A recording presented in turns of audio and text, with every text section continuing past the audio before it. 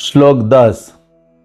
कर्मेभ्य परितो हरे प्रियतया व्यक्तिम ययुर्ज्ञानिनः स्तेभ्यो ज्ञान विमुक्त भक्ति परमा प्रेमे कनिष्ठास्ततः तेभ्यस्ता पशुपाल पंकज दृशस्तोभ्योऽपि साराधिका पृष्ठा तद्वदीयं तदीय सरसी ताम नाश्रयत कह कृति। अनुवाद। शास्त्रों का कथन है कि सभी प्रकार के सकाम कर्मियों में परमेश्वर हरि उस पर विशेष कृपा करते हैं जो जीवन के उच्चतर मूल्यों संबंधी ज्ञान में उन्नत होता है। ऐसे ज्ञान में उन्नत अनेक लोग ज्ञानियों में से जो अपने ज्ञान के बल पर व्यवहारिक रूप से मुक्त हो जाता है वह भक्ति ग्रहण कर सकता है। ऐसा व्यक्ति अन्यों से श्रेष्ठ है। किंतु जिसने भगवान श्री कृष्ण का शुद्ध प्रेम वास्तव में प्राप्त कर लिया है वो उससे भी श्रेष्ठ है। गोपियां समस्त उच्चतर भक्तों से उत्कृष्ट हैं क्योंकि वे दिव्य गोपाल कृष्ण पर सदैव आश्रित रहती हैं। गोपियों में से श्रीमती राधा रानी भगवान श्री कृष्ण को सर्वाधिक प्रिय है। उनका कुंड भगवान श्री कृष्ण को उसी प्रकार अत्यधिक प्रिय है जिस तरह गोपियों में सर्वाधिक प्रिय ये राधा रानी। तो ऐसा कौन होगा जो राधा कुंड में नहीं रहना चाहेगा और उल्लासमय भक्ति भाव से पूरित आध्यात्मिक शरीर द्वारा श्री राधा गोविंद के दिव्य युगल जो नित्य ही अपनी अष्टकालीय लीला संपन्न करते हैं उनकी प्रेममयी सेवा करना नहीं चाहेगा। निसंदेह जो लोग राधा कुंड के तट पर भक्ति करते हैं वे ब्रह्मांड में सर्वाधिक भाग्यशाली व्यक्ति हैं। तात्पर्य। इस समय प्राय हर व्यक्ति किसी न किसी सकाम कर्म में लगा हुआ है। जो लोग कर्म करके भौतिक लाभ उठाना चाहते हैं वे कर्मी कहलाते हैं। इस भौतिक जगत के सारे जीव माया के जादू से वशीभूत हो गए हैं। विष्णु पुराण में उसका वर्णन हुआ है। विष्णु शक्ति परा प्रोक्ता क्षेत्र ज्ञाख्या तथा परा अविद्या कर्म संज्ञान्या तृतीया शक्तिरिष्यते।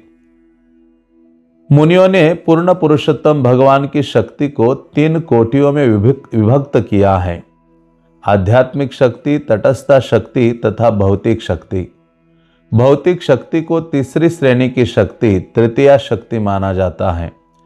जो जीव भौतिक शक्ति की सीमा के भीतर है वे कभी कभी इंद्रिय तृप्ति के लिए कुकुरों सुकुरों की तरह कठोर श्रम में लगे रहते हैं। किंतु इस जीवन में या पुण्य कर्म करने पर अगले जीवन में कुछ कर्मी वेदों में वर्णित विविध यज्ञों को संपन्न करने के प्रति प्रबल रूप से आकर्षित होते हैं। इस प्रकार अपने पुण्यों के बल पर वे स्वर्गलोक को भेजे जाते हैं। वास्तव में जो लोग वैदिक आदेशों के अनुसार ही यज्ञ करते हैं वे चंद्रलोक तथा उससे ऊपर के लोकों को भेजे जाते हैं। जैसा कि श्रीमद् भगवद गीता में उल्लेख है, क्षीणे पुण्य मर्त्य लोकम विशन्ति। अपने तथाकथित पुण्य कर्मों के फलों के क्षीण होने पर वे पुनः पृथ्वी पर लौट आते हैं जो मर्त्यलोक अर्थात मृत्यु का स्थान कहलाती हैं। यद्यपि ऐसे लोग अपने पुण्य कर्मों से स्वर्ग जा सकते हैं और वहां हजारों वर्षों तक जीवन का आनंद प्राप्त कर सकते हैं तो भी उन्हें अपने पुण्य कर्मों के फलों के क्षीण होने पर इस लोक में लौटना पड़ता है। यह स्थिति सभी सकाम कर्मियों की है, चाहे वे पुण्य करने वाले हो या पाप करने वाले।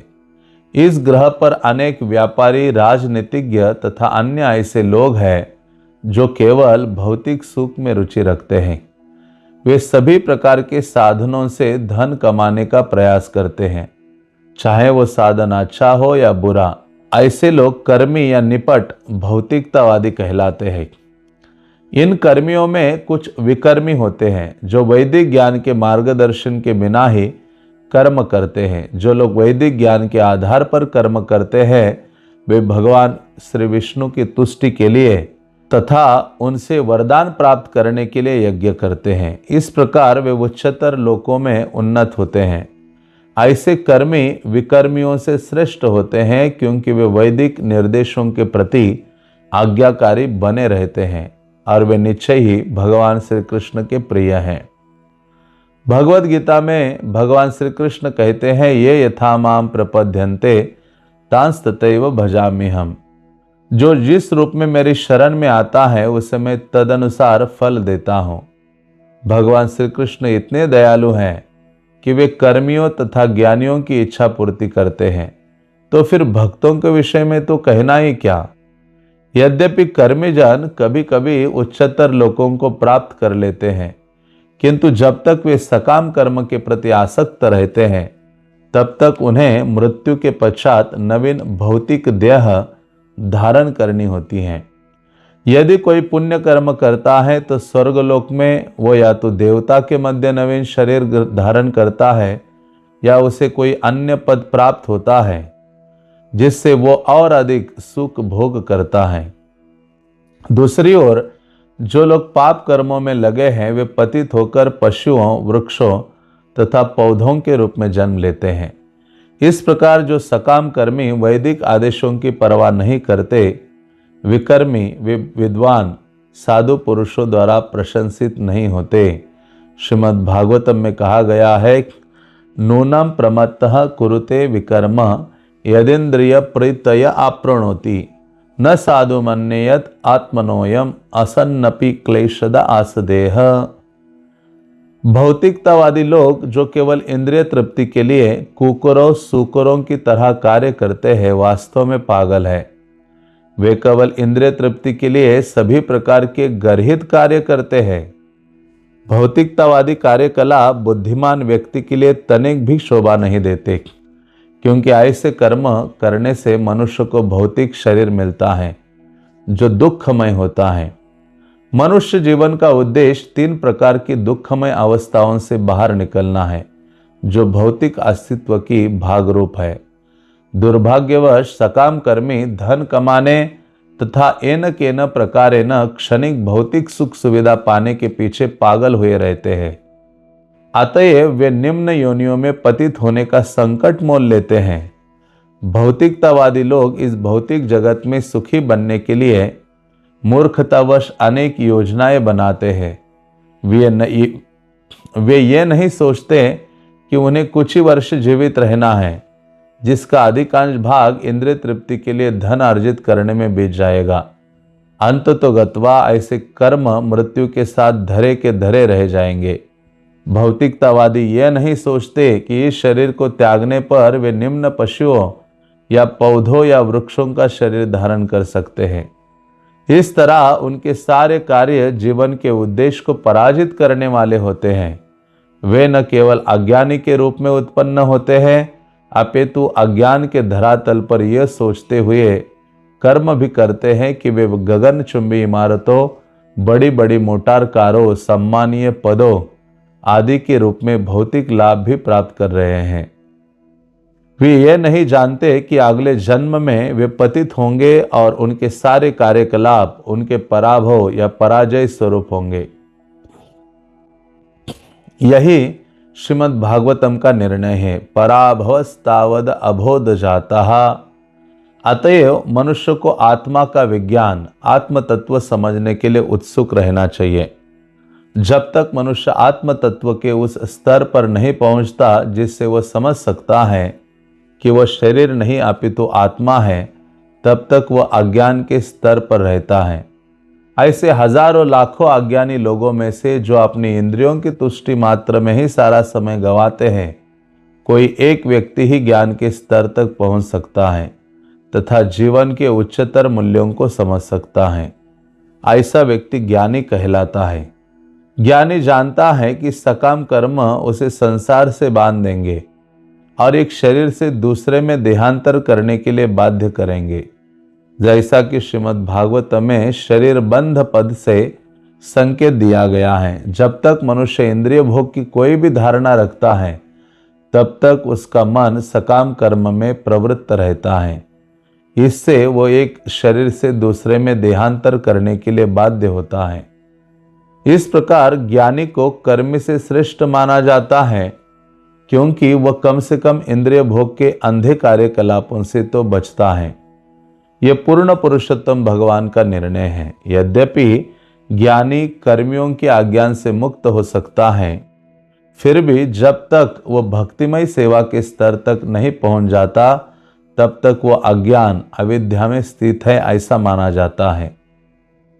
भले ही कोई ज्ञानी या ज्ञान में उन्नत मान लिया जाए, किंतु उसका ज्ञान अशुद्ध माना जाता है, क्योंकि उसे भक्तिमय सेवा का पता नहीं रहता, और इस तरह वो पूर्ण पुरुषोत्तम भगवान के चरण कमलों की प्रत्यक्ष सेवा की उपेक्षा करता है। जब ज्ञानी भक्तिमय सेवा में संलग्न होता है तो वह सामान्य ज्ञानी की तुलना में शीघ्र श्रेष्ठ बन जाता है। ऐसा समुन्नत व्यक्ति ज्ञान विमुक्त भक्ति परमा कहलाता है। ज्ञानी जिस तरह भक्तिमय सेवा ग्रहण करता है उसका उल्लेख श्रीमद् भगवद गीता में हुआ है, जिसमें भगवान श्री कृष्ण कहते हैं, बहुनाम जन्म नामन्ते ज्ञानवान माम प्रपद्यते वासुदेव सर्वमिति स महात्मा सुदुर्लभ। जो अनेक जन्मांतरों के बाद वास्तव में ज्ञान प्राप्त कर लेता है, वो मुझे समस्त कारणों तथा प्रत्येक वस्तु का कारण जानकर मेरी शरण में आता है। ऐसा महात्मा अत्यंत दुर्लभ होता है।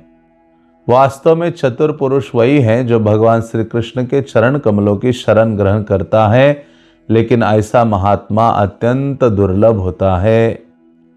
विधि विधानों के अनुसार भक्ति स्वीकार करने के बाद श्री नारद मुनि तथा सनक सनातन जैसे परम भक्तों के पद चिन्हों पर चलकर मनुष्य ईश्वर के सहज प्रेम के पद को प्राप्त कर सकता है। तब पूर्ण पुरुषोत्तम भगवान उसे श्रेष्ठ मानने लगते हैं। जिन भक्तों ने भगवत प्रेम विकसित कर लिया है वे निश्चय ही उच्च पद पर हैं। समस्त भक्तों में गोपियां श्रेष्ठ मानी जाती हैं, क्योंकि वे भगवान श्री कृष्ण को तुष्ट करने के अतिरिक्त और कुछ भी नहीं जानती। नहीं वे भगवान श्री कृष्ण से बदले में कुछ आशा करती है। निसंदेह कभी कभी भगवान श्री कृष्ण ही उनसे अपने को विलग करके उन्हें अतीव कष्ट प्रदान करते हैं, फिर भी वे भगवान श्री कृष्ण को भूल नहीं सकती। जब भगवान श्री कृष्ण वृंदावन से मथुरा चले गए तो गोपियां अत्यधिक निराश हो गई और उन्होंने अपना शेष जीवन केवल भगवान श्री कृष्ण के वियोग में रो रो कर बिता दिया। इसका अर्थ ये हुआ कि एक तरह से वे वास्तव में भगवान श्री कृष्ण से विलग कभी नहीं हुई। भगवान श्री कृष्ण का चिंतन करने तथा उनके संग रहने में कोई अंतर नहीं है। प्रत्युत विप्रलंब सेवा जो वियोग में भगवान श्री कृष्ण का चिंतन है, जैसा कि श्री चैतन्य महाप्रभु ने कर दिखाया, भगवान श्री कृष्ण की प्रत्यक्ष सेवा करने से बेहतर है। इस प्रकार जितने सारे भक्तों ने भगवान श्री कृष्ण के लिए अनन्य भक्ति प्रेम विकसित किया है, उनमें गोपियां श्रेष्ठ हैं और इन उच्च गोपियों में भी श्रीमती राधा रानी सर्वोच्च हैं। श्रीमती राधा रानी की भक्ति से कोई भी आगे नहीं बढ़ सकता। यहाँ तक कि भगवान श्री कृष्ण भी श्रीमती राधा रानी के भाव को समझ नहीं पाते। अतएव वे राधा भाव ग्रहण करके श्री चैतन्य महाप्रभु के रूप में प्रकट हुए, जिससे वे उनके दिव्य मनोभावों को समझ सके। इस प्रकार श्रील रूप गोस्वामी क्रमशः यह निष्कर्ष निकालते हैं कि श्रीमती राधा रानी भगवान श्री कृष्ण की सर्वश्रेष्ठ भक्त हैं और उनका कुंड राधा कुंड सर्वाधिक पूज्य स्थल है। इसकी पुष्टि लघु भागवतामृत के एक उद्धरण से होती है, जिसे चैतन्य चरितामृत में दिया गया है। यथा राधा प्रिया विष्णु तस्या कुंडम प्रियम तथा सर्वगोपीषु सेवैका विष्णुरात्यंत वल्लभा। जिस प्रकार श्रीमती राधा रानी भगवान श्री कृष्ण को प्रिय है, उसी प्रकार उनके स्नान का स्थान राधा कुंड भी उन्हें उतना ही प्रिय है। समस्त गोपियों में वे ही अकेले श्री भगवान की परम प्रिया के रूप में हैं। अतएव कृष्ण भावनामृत में रुचि रखने वाले प्रत्येक व्यक्ति को अंततः राधा कुंड की शरण ग्रहण करनी चाहिए और वहां रहकर आजीवन भक्ति करनी चाहिए। श्री उपदेशामृत के 10वें श्लोक में श्रील रूप गोस्वामी का यही निष्कर्ष है। हरे कृष्ण।